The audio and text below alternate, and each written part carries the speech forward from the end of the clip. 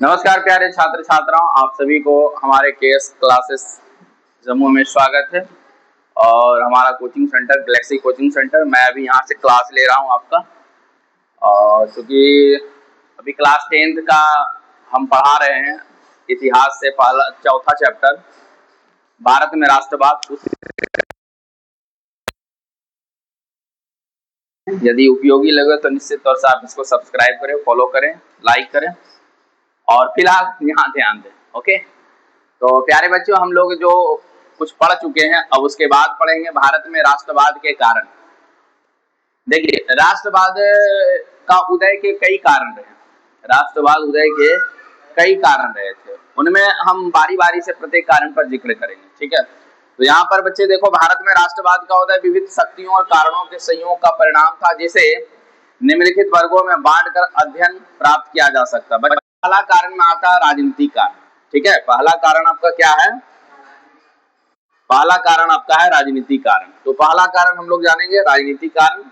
तो इस राजनीतिक कारण के संदर्भ में हम बात करेंगे। राजनीतिक कारण बच्चे कहता है भारत में राष्ट्रीय चेतना जागृत करने में, भारत में राष्ट्रीय चेतना जागृत करने में विभिन्न कारणों का योगदान रहा है, परंतु सभी किसी न किसी रूप से ब्रिटेन सरकार की प्रशासनिक नीतियों से संबंधित है।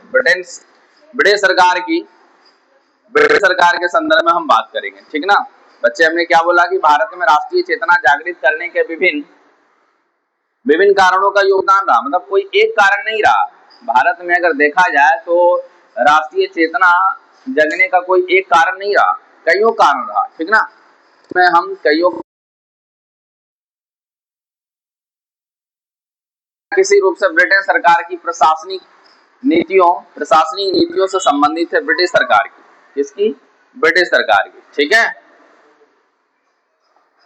तो ये हमारा इस तरह से धीरे धीरे हम लोग बात करते जाएंगे।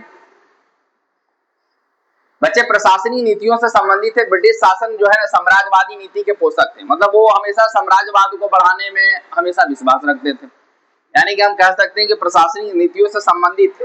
ब्रिटिश शासक जो थे ना, वो साम्राज्यवादी नीति, मतलब कि वो अपने साम्राज्य को बढ़ाने के लेकर के बहुत ज्यादा ही वो उत्सुक रहते थे। चाहे इसमें उसको हमारे देश के लोगों को जो है ना किसी रूप से शोषण करे, चाहे वो उसका आर्थिक शोषण हो, सामाजिक शोषण हो, राजनीतिक शोषण हो, किसी प्रकार का शोषण हो, बस उसका एक ही मोटो, हीरो ध्यान दो इधर, किसी भी प्रकार का क्या है उसका मतलब मेन वही रहता था।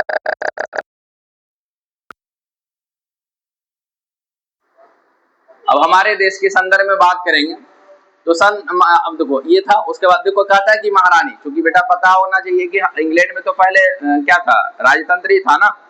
तो इंग्लैंड की महारानी नाम था विक्टोरिया के उद्घोषणा के साथ ही सभी देसी राज मतलब सभी देसी राज ब्रिटिश साम्राज्य के अधीन आ गए। मतलब जितने भी राज्य थे, चाहे वो भारत थे, क्योंकि इंग्लैंड में बहुत सारे कॉलोनी को बना रखा था ना इंग्लैंड,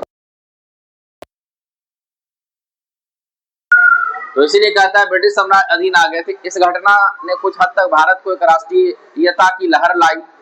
अब तो हुआ क्या कि जब कितने भी देसी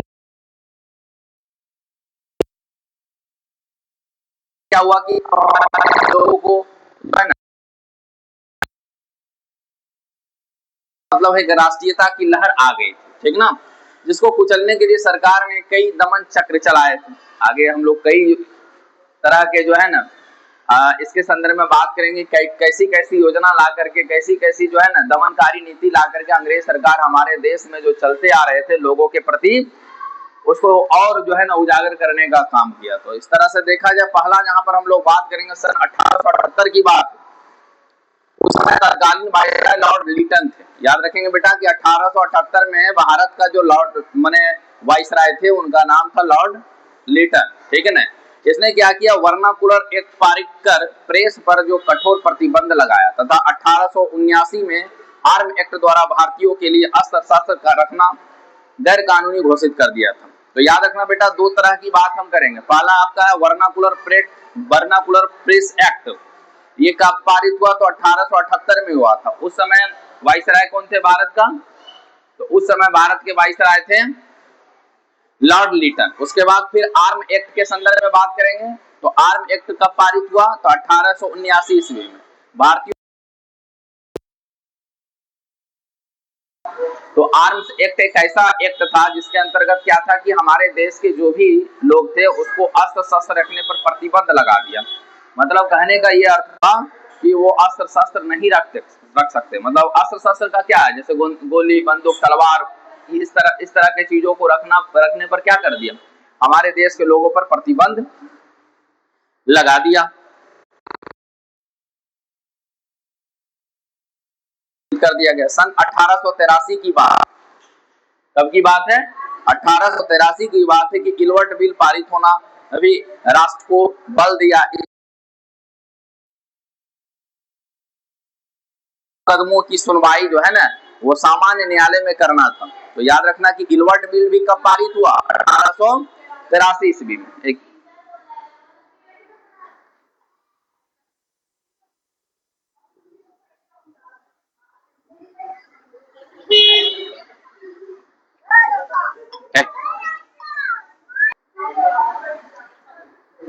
तो बच्चे देखो 1883 में इलवर्ट बिल आया। तो देखो तीन तरह के बिल के संदर्भ में बात करेंगे। तीन तरह के बिल, पहला देखो, पहला आपका था वर्नाकुलर प्रेस एक्ट। ये आपका कब पारित हुआ, तो ये आपका पारित हुआ 1878 में। उस वायसराय थे वो कौन थे, बेटा। तो ये एक ऐसा एक्ट था जिसके अंतर्गत क्या था कि प्रेस पर जो है ना कठोर प्रतिबंध लगा दिया, क्योंकि अंग्रेजों को ये डर रहा हमेशा सताता था। मतलब ये अंग्रेजों को लेकर के हमेशा उसको डर रहता था कि कहीं तो तीन तरह के एक्ट के बारे में बात किए थे। पहला है तुम्हारा वर्नाकुलर प्रेस एक्ट। ये देखो एक ऐसा एक्ट होता था जिस पर कि हमारे देश में जो भी पत्र पत्रिका छपता था ना उस पर क्या किया था, मतलब कि अंग्रेज सरकार उस पर प्रतिबंध लगा दिया था। तो ये एक्ट कब लगाया पारित हुआ था, तो ये आपका हुआ 1878 में। उस समय अगर बात करेंगे तो वायसराय कौन थे, तो लॉर्ड लिटन जी थे, ठीक ना। उसके बाद आर्मी एक्ट आया, ये 1879 ईस्वी में आया। आर्मी एक्ट एक ऐसा एक्ट था जिसके अंतर्गत हमारे देश के लोगों को अस्त्र शस्त्र रखने पर जो है ना कठोर प्रतिबंध लगा दिया कि आप अस्त्र शस्त्र नहीं रख सकते। तो ये बेसिकली बहुत इंपॉर्टेंट एक्ट था। उसके बाद इलवर्ट बिल भी आ गया था। तो इलवर्ट बिल जो था वो सन 1883 में पारित हुआ था, ठीक है। इसमें क्या था कि ये राष्ट्रों को मतलब कि इस बल दिया गया कि इस पर जो है ना इस बिल का उद्देश्य भारतीय और यूरोपीय व्यक्तियों के फौजदारी मुकदमों की सुनवाई सामान्य न्यायालय में करना था, ठीक है। कैसा न्यायालय में करना था, वो सामान्य न्यायालय में करना था। और ऐसा विशेष अधिकार था कि उसको समाप्त कर देना था। कैसा अधिकार था भाई, तो वो एक ऐसा अधिकार था जो यूरोप के निवासियों को अभी तक प्राप्त नहीं था। तो गलत, यूरोपीय जनता ने इसका विरोध किया और सरकार को इस बिल को वापस लेना पड़ा। अब यूरोप के लोग को थोड़ा सा ठीक ठाक नहीं लगा। उसी तरह से जो हम लोग बात करेंगे 1899 लॉर्ड कर्जन ने कलकत्ता में कॉरपोरेशन एक्ट पारित किया। तो प्यारे बच्चों आपको याद रखना होगा कि ये जो आपका कलकत्ता कॉरपोरेशन एक्ट जो पारित हुआ वो कब हुआ था, 1899 हुआ।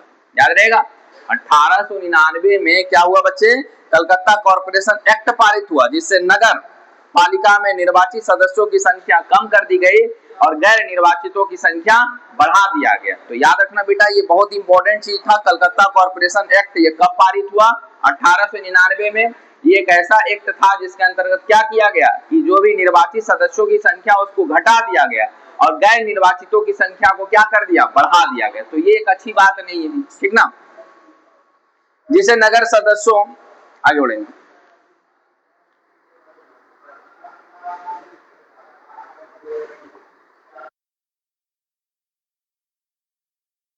नगर पालिका निर्वाचित सदस्यों की संख्या में कमी और गैर निर्वाचित सदस्यों की संख्या में वृद्धि की गई। 1904 में क्या हुआ कि विश्वविद्यालय अधिनियम द्वारा जो है ना विश्वविद्यालयों पर सरकारी नियंत्रण क्या किया, बढ़ा दिया गया।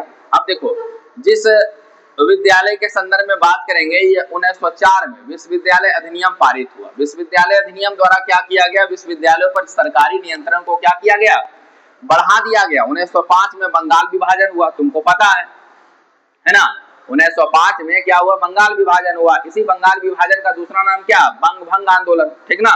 बंग भंग आंदोलन हालांकि आगे चल के इसको रद्द कर दिया गया था, लेकिन पुनः फिर जारी रहा था। अंग्रेजों को ये डर था कि अंग्रेज ने क्या किया कि इसको दो भाग में बांट दिया था। बंगाल को क्या किया, दो भागों में बांट दिया, पूर्वी बंगाल और दूसरा पश्चिमी बंगाल को। पूर्वी बंगाल का कुछ हिस्सा, मतलब उसको उसका मानना था कि पूर्वी बंगाल में मुस्लिम है तो उसको एक साइड कर दिया जाए, ठीक ना।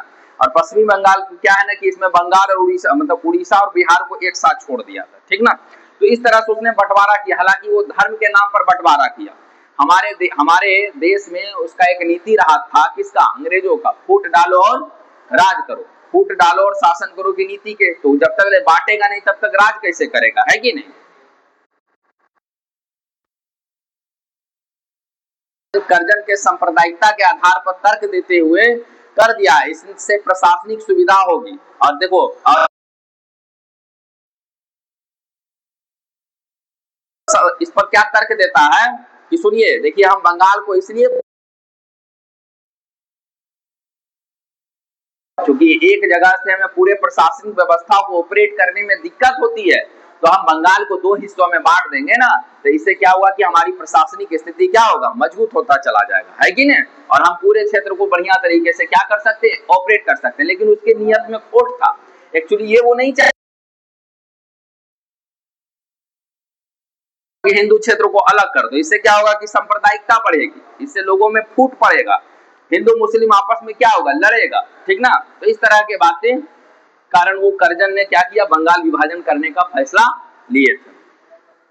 उसके बाद कहता है, इससे भारतीयों में काफी रोष आया। स्वाभाविक सी बात है कि भारत को ही तो दो भाग में बांटा जा रहा था ना, गुस्सा तो आएगा ही ना। पैदा हुआ और राष्ट्रवादी भावना जो है ना बढ़ गई। आगे चलकर 1911 में ब्रिटिश सरकार को इसे रद्द करना पड़ा, लेकिन विशेष को फायदा हुआ नहीं। रद्द भले कर दिए, लेकिन पुनः इसको लागू कर दिया गया था। तो 1911 में ब्रिटिश सरकार को इसे रद्द करना पड़ा। तो बेटा याद रखना कि 1905 में बंगाल विभाजन कर्जन के शासनकाल में होता है, लेकिन पुनः 1911 में ब्रिटिश सरकार ने क्या करता है, इस बंगाल विभाजन को रद्द कर देते हैं। आगे देखिएगा तो 1907 ईस्वी का देशद्रोही सभा अधिनियम, सभाओं पर रोक लगाने के लिए 1910 में इंडियन प्रेस एक्ट, उत्तेजित लेख छापने वाले को दंडित करने के लिए पारित किया गया। जानते हो बेटा, एक एक्ट आया था, उस एक्ट का नाम था इंडियन प्रेस एक्ट। याद रखना, इंडियन प्रेस एक्ट, ये कब पारित हुआ था, ये आपका 1910 में पारित हुआ था। अच्छा, ये इंडियन प्रेस एक्ट क्या होता था, ये एक ऐसी एक्ट थी जिसके अंतर्गत हमारे देश में जो उत्तेजना बढ़ाने वाला जो पत्र पत्रिका था ना, उस पर क्या कर दिया, प्रतिबंध लगा दिया। हम बोलते हैं ना, तुम मुझे खून दो मैं तुम्हें आजादी दूंगा, इस तरह की बात बोलते हैं। इस सरफरोशी की तमन्ना अब हमारे दिल में है, देखना है जोर कितना बाजू। तो इस तरह के बात को बोल बोल के हम लोग क्या करते हैं, लोगों के अंदर उत्तेजना जगाते हैं, लोग के अंदर देश प्रेम जगाते हैं, ठीक है। तो बोला कि इस तरह के पत्र पत्रिका छापने वाले को जो है ना, हम उस पर क्या करेंगे, मतलब कि उसको छापने नहीं देंगे, उस पर एक्ट लागू होगा। तो इसीलिए कहता है कि उत्तेजित लेख छापने वाले दंडित करने के लिए पारित किया गया। बच्चे आगे कहता है डलहौजी की संरचनात्मक योजना। अब आते हैं डलहौजी के संदर्भ में, ठीक है। तो डलहौजी की संरचनात्मक योजना के अंतर्गत भारत में रेलवे, टेलीग्राम लाइन एवं व्यवस्थित परिवहन व्यवस्था शुरू हुई। इस सब के संपूर्ण भारत के क्षेत्र पर बीच की जो है ना, जो संपूर्ण भारत के क्षेत्रों के जो बीच की दूरियां हैं वो क्या हुआ, घटने लगी। बच्चे देखो, परिवहन का जब साधन बनेगा तो निश्चित तौर से हमारी दूरियां क्या होगी, घट जाएगा। आज हमारे पास कितने परिवहन के साधन हैं, वायु मार्ग, जल मार्ग, स्थल मार्ग, इन सभी मार्गों का प्रयोग करके आज हम बड़े लंबे लंबे दूरी, मतलब लंबी दूरी को भी हम क्या करते हैं, बहुत ही कम समय में उस दूरी को क्या करते हैं, पूरा कर लेते हैं। यानी कि जैसे जैसे टेक्नोलॉजी बढ़ा, अच्छा मान लिया जाए अभी हमको मुंबई जाना है, तुरंत फ्लाइट बैठेंगे और आराम से मुंबई चल जाएंगे। हमको लगता है 2 से 3 घंटा, चूंकि हमारे यहाँ एयरपोर्ट नहीं है। अब पटना जाएंगे तो पटना जाने में जितना समय लग जाए, बाकी पटना से अगर डायरेक्ट अगर हमको फ्लाइट मिल जाए मुंबई के लिए तो तुरंत हम चल जाएंगे। तो इससे क्या होगा, हमारी दूरियां घटी ना। दूरियां घटने का मतलब क्या हुआ, ऐसा नहीं कि वो मुंबई और पटना का डिस्टेंस कम गया, एक्चुअली वो टाइम कम गया, इसलिए वो दूरियां ही घट गई। अब जैसे अभी आपको मान लिया जाए घर जाना तो साइकिल से जाओगे, है ना, अभी पैदल जाओगे तो उनको ज्यादा समय लगेगा कि नहीं। तो साधन बना तो क्या हुआ, दूरियां घटी ना, मतलब समय तो कम लगा ना। तो वही है। तो ये डलहौजी जी का बहुत बड़ा ये थाने पहली बार रेलवे चलाई गई थी, 34 किलोमीटर की दूरी तय किया गया था। और ये किसने चलवाए थे? ये डलहौजी जी चलवाए थे भारत में, याद रखना, 1853 में पहली बार। ठीक है। स्थानीय सभ्यता, स्थानीयता समाप्त हुई, एक केंद्र दूसरे केंद्र से जुड़ा, एक राज्य दूसरे राज्य से जुड़ा और राष्ट्रवाद के विकास में सहायक बना। इस तरह से अगर देखा जाए तो मान लिया जाए जब हम सब आपस में जुड़ते चले गए, हमारी कनेक्टिविटी बढ़ती चली गई, तो हमारे अंदर राष्ट्रीयता की भावना भी क्या हुआ, बढ़ते चला गया। क्योंकि अगर हमारे यहाँ क्या हुआ, मान लिया यहाँ पर कोई तरह का, अगर सपोज कीजिए कि क्या होगा, अगर आंदोलन होगा, तो आप यहाँ पर अभी जैसे दिल्ली में आंदोलन हो रहा था, जंतर मंतर पर आंदोलन, अभी तो जंतर मंतर पर कॉकरोच पार्टी जो आंदोलन कर रहा था, वो आंदोलन हम तुम भी जान रहे थे, है ना। और हम लोग जम्मू में भी आंदोलन किए थे ना जी। इसका मतलब क्या है? इसका मतलब यह है कि संचार का साधन बना। संचार का जब साधन हमारे पास आया, तो हमें वहां से मैसेज तुरंत विद इन सेकंड में मैसेज आता था, तो हम भी उत्तेजित हो जाते थे, है ना। उसी प्रकार से ये सब जब आपस में जुड़ते गया, तो हमारे अंदर राष्ट्रवाद जो है ना बढ़ता चला गया। तुम्हारी बात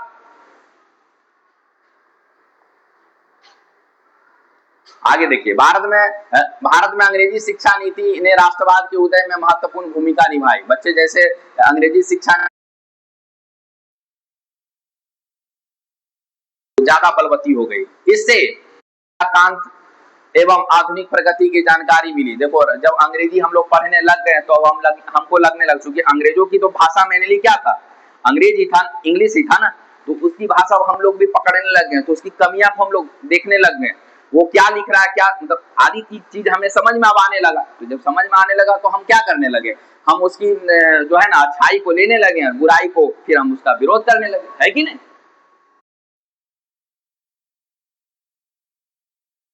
मानवतावाद, है ना, मानवतावाद, व्यक्तिवाद, यूरोपीय पुनर्जागरण, फ्रांस की राज्य क्रांति एवं अमेरिकी स्वतंत्रता क्रांति की जानकारी मिली। तो देखो जब हमें संचार का साधन बढ़ा ना, तो उसे क्या है ना कि मान लिया फ्रांस में भी मान लिया जब कोई तरह का क्रांति हुआ, अमेरिका में जो क्रांति हुआ, उसका भी सूचना हमारे लोगों तक पहुंचने लगा था। अब हम लोग भी जगने लगे कि नहीं भैया, जब अमेरिका स्वतंत्र हो सकता है, फ्रांस जो मान लिया जाए इस तरह के जो भी देश है, जब वो लोग स्वतंत्र हो सकता था, हम लोग क्यों नहीं स्वतंत्र हो सकते, है कि नहीं।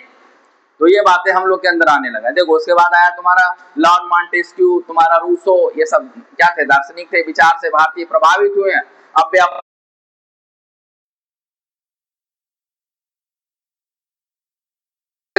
अधिकार के बारे में सोचने लगे। आर्थिक कारण के संदर्भ में जानेंगे बच्चे। देखो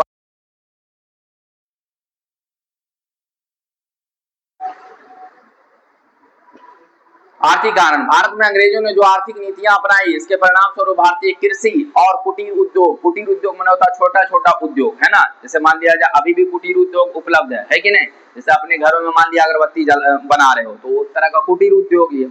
अपने घर में छोटा सा मिल वगैरह लगाकर आटा का प्रोडक्शन कर तरह का छोटा छोटा उद्योग है, ठीक ना। तो इस तरह का कुटीर उद्योगों को काफी धक्का लगा। बच्चे हुआ क्या कि अंग्रेजों ने क्या किया कि अंग्रेजों की एक नीति आई, इस नीति कृषि वाले का कुटीर उद्योग को काफी धक्का लगा। धक्का लगने के पीछे कारण है, हम जानेंगे। ब्रिटिश आर्थिक नीतियों के परिणाम स्वरूप किसानों, कामगारों और अन्य वर्गों की स्थिति हमारे देश के लोगों के लेकर के उसको कोई नीति मतलब बनाना नहीं है, बस उसको अपना फायदा देखना। हमारे देश के लोग मरे मिटे बर्बाद हो जाए, इसकी आर्थिक क्षति हो, मानसिक क्षति हो, देश कोई प्रॉब्लम नहीं उसको। बस केवल उसको एक ही था, हमें क्या करना, वहां का शोषण करना। क्योंकि हम तो उसका उपनिवेशक थे ना, हमारे प्राकृतिक संसाधनों को इस प्रकार से वो दोहन किया कि पता नहीं कितने, मतलब हम ऐसे कह सकते कि हमारे यहाँ सब चीज लूट के लेके वो चले गए उस सब। ठीक है। तो अंग्रेजों ने कृषि नीति मुख्य रूप से अधिकतम भू राजस्व यानी कि लगान एकत्रित करने के उद्देश्य स्थायी बंदोबस्त द्वारा जमींदारों के एक निश्चित भू राजस्व के कर के रूप में सरकार को देना पड़ा। अस्थायी व्यवस्था थी जिसके अंतर्गत कृषकों को क्या किया गया था कि एकदम उस पर जो है ना लगान निश्चित कर दिया कि आपका उपज कम हो ज्यादा उससे कोई मतलब नहीं है, आपको क्या है ना कि टैक्स वो लगान देना होगा, ठीक ना। ये बात है, ठीक ना। उसके बाद है अधिक लगान वसूल करते थे जितने उन्हें सरकार को देना होता था। जब भी किसान जमींदार या महाजनों द्वारा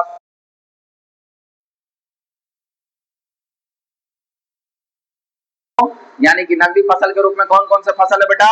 नील है, कपास है, गन्ना है, इस तरह का फसल नकदी फसल कहलाते हैं।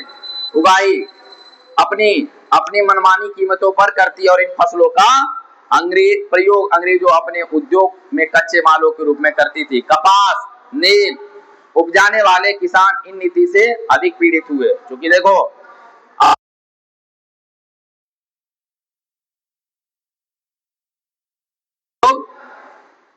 नहीं है, जब इन सब चीजों का अब हमारे पास इसका प्रयोग नहीं है तो हम क्या करेंगे?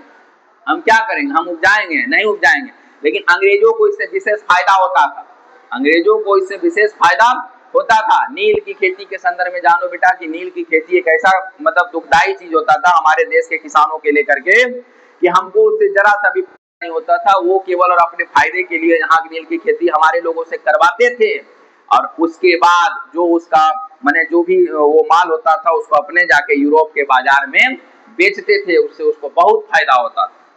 ठीक है, बदले इसी के दौरान तीन कटिया प्रणाली भी आई थी। तीन कटिया प्रणाली का मतलब वही होता है 3/20 का मतलब वही हर 3 कट्ठा की खेती जो है ना नील की खेती करना अनिवार्य कर दिया था। किसके लोगों को? हमारे किसान वर्ग के लोगों पर। पता है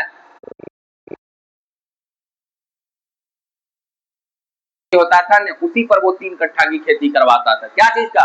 नील की खेती, है ना। तो ये सब के कारण से हमारे लोगों को जो है ना बड़ा अत्याचार सहना पड़ा। फसलों का प्रयोग अपने उद्योगों में कच्चे माल के रूप में कपास, नील उपजाने में किसान इस नीति से काफी पीड़ित थे। उद्योग के क्षेत्र में भी मजदूर कामगारों को भी अनेक मुसीबतों का सामना करना पड़ रहा था। अंग्रेजों ने भारत में बने कपड़े निर्यात पर कई प्रकार के प्रतिबंध लगा दिए गए। याद रखना बेटा कि अंग्रेजों की इस प्रकार का नीति खाने उस पर जो है ना निर्यात टैक्स लगा देता था बहुत ज्यादा, जो यहाँ से जो कपड़ा बिकने जाएगा ने उस पर आपको होगा। तो सवाब यहाँ पर देखो अंग्रेज ने भारत में जो कपड़ा बने थे निर्यात पर कई प्रकार के प्रतिबंध लगा दिए कि यहाँ पर जो कपड़ा बन रहा है वो निर्यात नहीं होगा, मतलब दूसरा जगह जाके नहीं बिकेगा। अब बिकेगा तो इसको बहुत प्रतिबंध का सामना करना पड़ेगा।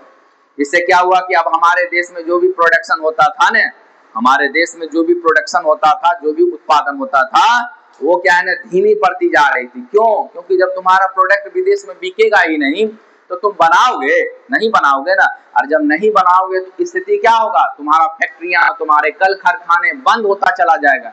और इतना ही नहीं बच्चे, जब कल कारखाने बंद होंगे ना तो तुम क्या होगा? बेरोजगार हो जाओगे। अब बेरोजगार होना जानते हो बहुत बड़ी चीज हो जाती है।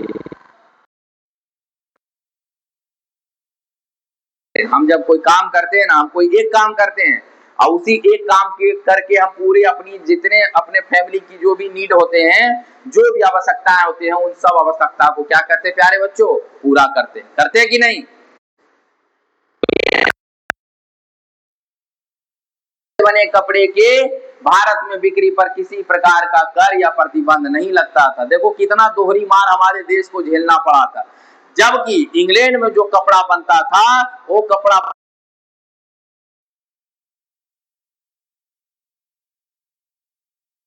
तो समझ लो सरकार को टैक्स वैक्स नहीं देना पड़ेगा तो उसका माल हमारे यहाँ के बिकेगा कि नहीं?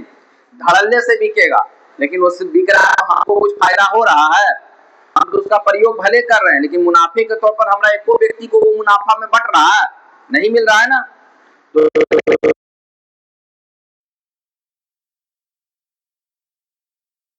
देखेंगे सरकार द्वारा सन 1882 में सूती वस्त्रों पर क्या किया? आयात कर हटा लिया गया था। भारत में मशीन से बना सामान इंग्लैंड से आता था। बेटा याद रखना कि भारत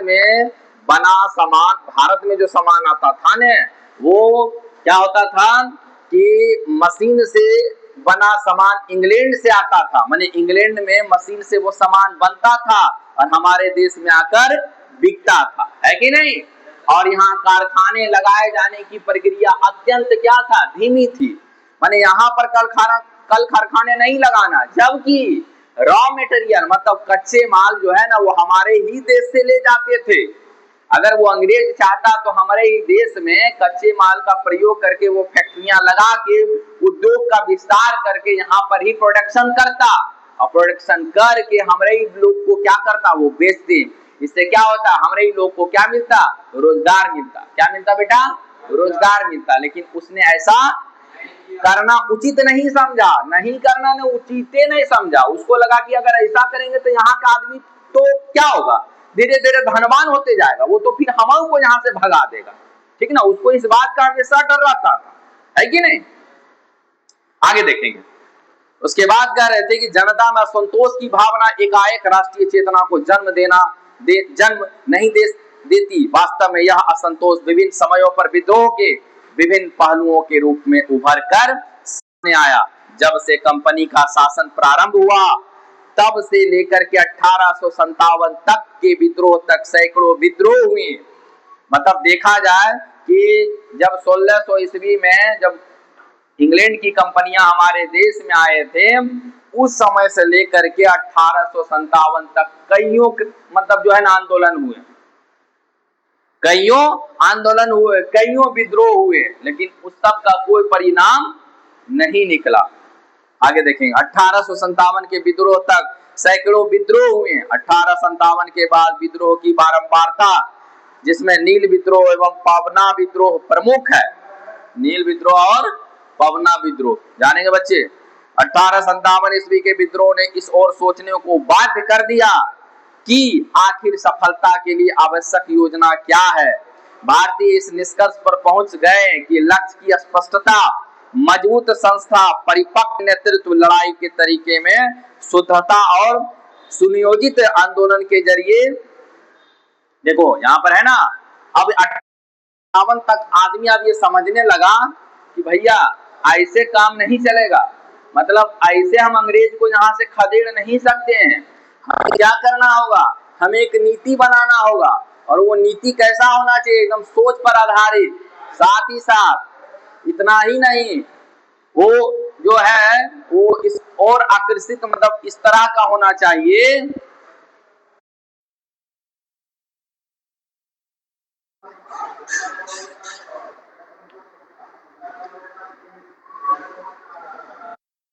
ने इस और सोचने पर बाध्य कर दिया कि आखिर सफलता के लिए आवश्यक योजना क्या है, कैसे हम अंग्रेजों से लोहा ले सकते हैं, कैसे हम अंग्रेजों को यहाँ से खदेड़ के भेज सकते हैं। अब यहाँ पर सोचने की बात आ गई है बच्चे।